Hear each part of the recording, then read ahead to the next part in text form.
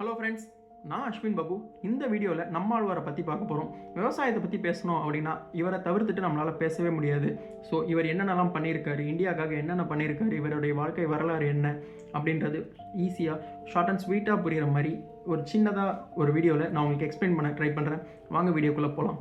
First thing, நம்மாழ்வாருடைய அப்பா வந்து விவசாயம் பண்ணிகிட்ருக்காரு. ஸோ அதிலிருந்து அவருடைய அப்பாவுக்கு என்ன ஆசைனா தன்னுடைய பசங்களை நல்லா படிக்க வைக்கணும், ஆனால் அதில் யாராவது ஒருத்தங்களை விவசாயத்தில் நல்லா ஈடுபாடோட வச்சுருக்கணும் அப்படின்னு சொல்லி அவங்க அப்பா ஆசைப்பட்றாங்க.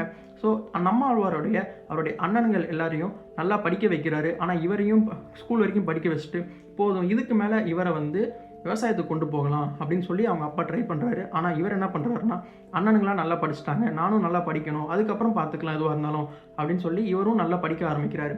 ஓகேங்களா. அவங்களுடைய அண்ணன் வந்து பார்த்திங்கன்னா அவரும் விவசாயத்தில் ரொம்பவே ஈடுபாடோடு இருக்கார். அவர் வந்து என்ன பண்ணுறாருன்னா, மாட்டுடைய சாணம் மட்டும் நல்ல உரமாக இருக்கிறது இல்லை, மாட்டுடைய கோமியமும் ரொம்பவே நல்ல உரமாக இருக்குன்னு சொல்லி கண்டுபிடிச்சி எல்லா இடத்துக்கும் அதை வச்சு யூஸ் பண்ணி நிறைய விளைச்சலை கொண்டு வர்றாரு. எந்த ஒரு பூச்சி போட்டு எதுவும் தாக்காமல் செடிகளை நல்லா பார்த்துக்கிட்டு, ஸோ அந்த மாதிரியான ஒரு கண்டுபிடிப்பை கண்டுபிடிச்சி தமிழ்நாட்டில் எல்லாருக்கிட்டையும் கொண்டு போய் சேர்க்குறாரு. ஸோ மாட்டோட கோமியமும் நிறைய இடத்துல முக்கியமாக யூஸ் பண்ணப்படுது.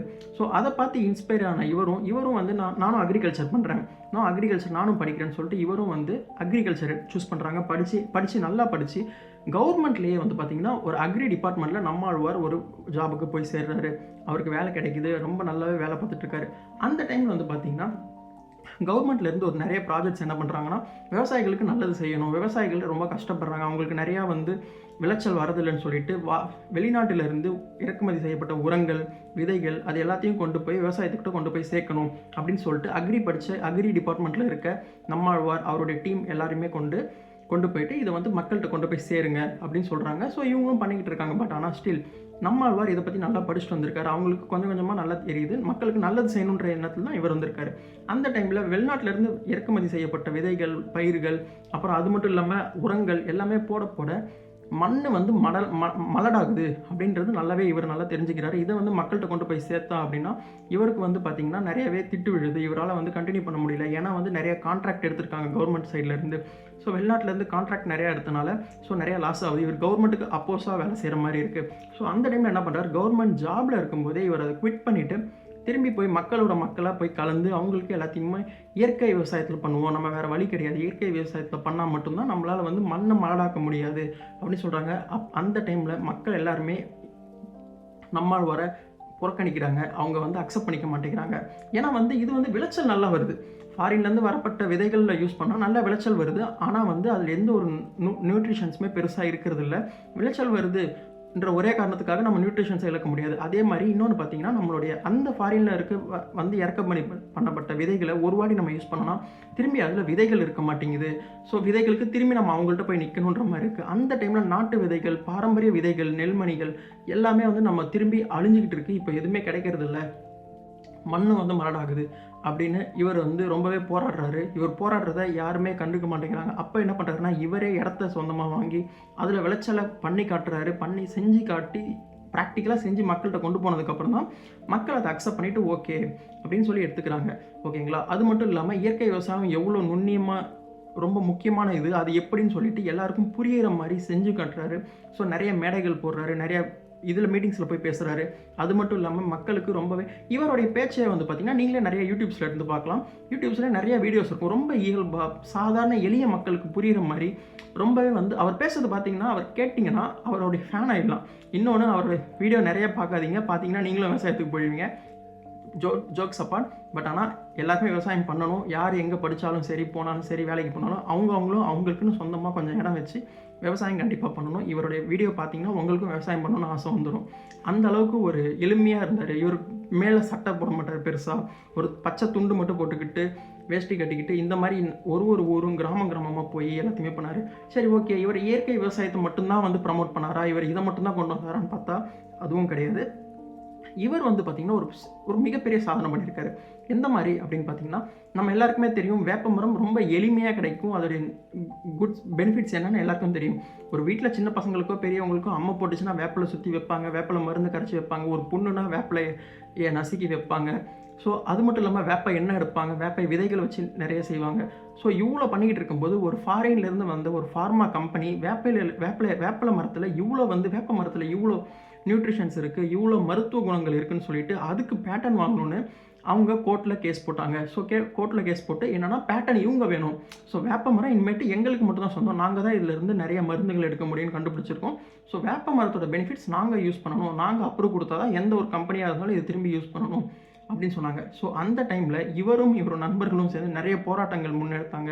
எதுவுமே பெருசாக செட் ஆகலை. அதுக்கப்புறம் இவர் வந்து கோர்ட்டில் கேஸ் போட்டு ஜெர்மனில் போய் அந்த காலத்தில் இங்கேருந்து அவர் தன்னுடைய ஃப்ரெண்ட்ஸை மட்டும் கூப்பிட்டுட்டு போய் ஜெர்மனில் போய் அங்கே கோர்ட்டில் போய் வாதாடி இவர் வந்து வேப்ப மரம் எங்களுக்கு தான் சொந்தம் அப்படின்னு சொல்லியிருக்காரு. அதுவும் எப்படி சொல்லியிருக்காருன்னா கோர்ட்டுக்கு வெளியில் அந்த மாதிரி சூழ்நிலையில் இருக்கும்போது மக்களோட சேர்ந்து இருக்கும்போது இவர் தட்டுன்னு ஈஸியாக இவருக்கு வேப்ப மரத்துடைய நன்மைகளை புரிய வைக்கணும்னு சொல்லிட்டு அங்கே இருந்த ஒரு வேப்ப மரத்துடைய குச்சை உடச்சி பல்லு வச்சு தேய்ச்சிருக்காரு.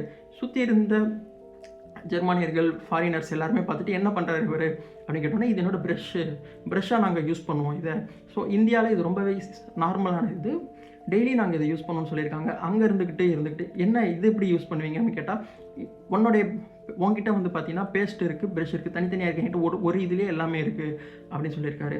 அதே மாதிரி பார்த்தீங்கன்னா உன்னோடைய பேஸ்ட் அண்ட் ப்ரஷ் நீ கீழே போட்டிங்கன்னா அது வந்து வீணாக போகும், அந்த இடத்துல மண் மாடாகும்.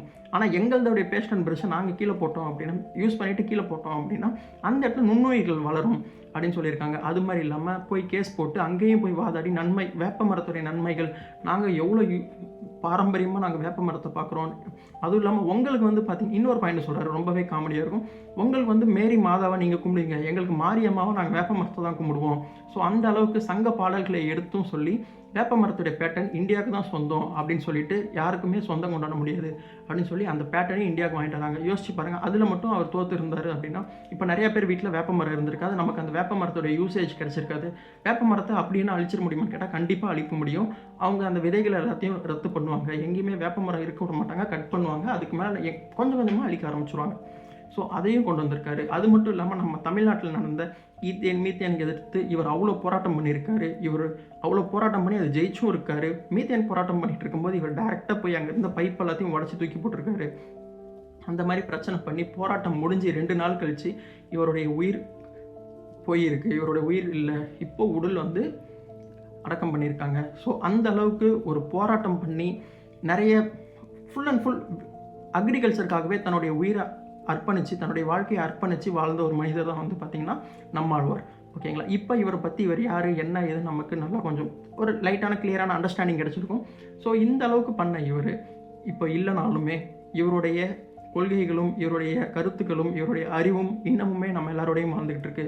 ஸோ இந்த வீடியோவில் நம்ம என்ன பண்ணுறோம், என்ன தெரிஞ்சுக்கிறோம் அப்படின்னா, நம்ம எல்லாருமே விவசாயம் பண்ணணும். விவசாயம் பண்ணணும்னா மருந்து நார்மலாக எல்லாத்தையும் விவசாயம் பண்ணுற மாதிரி கிடையாது, இயற்கை முறையில் விவசாயம் பண்ணணும். தற்சார்பு பொருளாதாரம் அப்போ நம்மளால் கண்டிப்பாக அடைய முடியும். எல்லார் வீட்லேயும் வந்து பார்த்திங்கன்னா இவர் ஒன்று சுலபமாக சொல்லுவார், யாருமே வந்து எல்லார் வீட்லேயும் வந்து பார்த்திங்கன்னா ஒரு மாங்காய் மரம், ஒரு பப்பாளி மரம், கீழே கொஞ்சம் கருவேப்பில்லை, இந்த மாதிரி ஒரு 2-3 இது இருந்தால் 1.5 சென்ட் 2 சென்ட் இருந்தாலே போதும். யாருமே பசியோடு தூங்க மாட்டாங்க. அவ்வளோ வந்து சிம்பிளாக இருக்கும். ஏன்னா அந்த டைமில் வந்து பார்த்திங்கன்னா அவ்வளோ பஞ்சங்கள் இருந்தது. ஸோ இவரை வந்து நம்ம கண்டிப்பாக கொண்டாடணும், மறந்துடக்கூடாது, கண்டிப்பாக மறக்க முடியாது இவரை. ஸோ இன்னமுமே தற்சார்பு பொருளாதாரம், அதுவும் இல்லாமல் இயற்கை விவசாயத்தை எல்லாரும் முன்னாடியும் எல்லாரும் மனசுலேயும் கொண்டு போய் சேர்த்தது இவராக இருக்கார். ஸோ நம்மளவரை பற்றி தெரிஞ்சவங்க, பிடிச்சவங்க, இதிலேருந்து கற்றுக்கிட்டவங்க கீழே கமெண்ட் பண்ணுங்கள். இந்த வீடியோவில் இருந்து பார்ப்போம், நெக்ஸ்ட் வீடியோவில் பார்ப்போம். பை.